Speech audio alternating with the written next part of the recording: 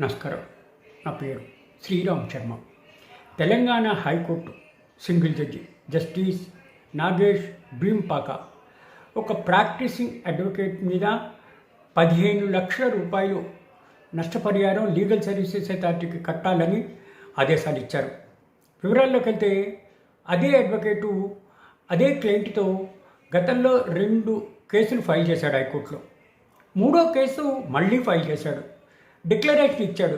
ఏ case గతంలో file చేయలేదు, ఏ case pending లేదు అని చెప్పేసి దాన్ని కాంట్రఫైన్ చేస్తూ మళ్ళీ 3వ రిట్టు సప్రెస్ చేసి ఫైల్ చేశారు. ఇది కోర్టు దృష్టికి వచ్చింది. ఇట్లా మీరు మిస్లీడ్ చేశారు. గతంలో ఇదే తరహాగా 2 కేసులు ఫైల్ చేశారు, రిట్ పిటిషన్లు. 3వది ప్రజెంట్గా రిట్ పిటిషను సేమ్ గ్రౌండ్స్ మీద ఫైల్ చేశారు, సేమ్ కాజ్ ఆఫ్ యాక్షన్ మీద ఫైల్ చేశారు, డిక్లరేషన్ ఇచ్చారు. నేను ఇప్పటిదాకా ఏ కేసులు ఫైల్ చేయలేదు, పెండింగ్ లేదు అని. ఇది అబద్ధం చెప్పారు కాబట్టి మీరు తప్పుదోవ పట్టించారు. 15 లక్షల రూపాయలు కోర్టు మీకు ఇట్లా నష్టపరిహారం విధిస్తోంది. ఈ 15 లక్షల రూపాయలు లీగల్ సర్వీసెస్ అథారిటీకి కట్టాలి మీరు చేసిన తప్పిదం వల్ల. అంటే దీని అర్థం ఏంటి?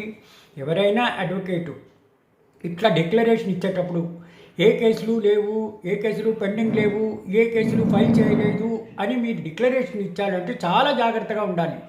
గతంలో ఫైల్ చేసి ఇట్లా తప్పుడు డిక్లరేషన్ ఇస్తే పర్యవసనాలు ఇదే విధంగా ఉంటాయని చెప్పడానికి ఇది ఒక చిన్న ఉదాహరణ. ప్రతి అడ్వకేటు కూడా గుర్తుంచుకోవాల్సింది, ఫ్రెష్గా కేసులు ఫైల్ చేసేటప్పుడు డిక్లరేషన్ ఇస్తారు.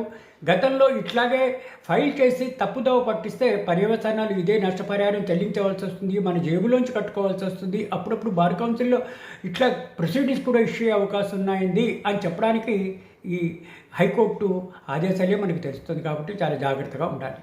Thank you.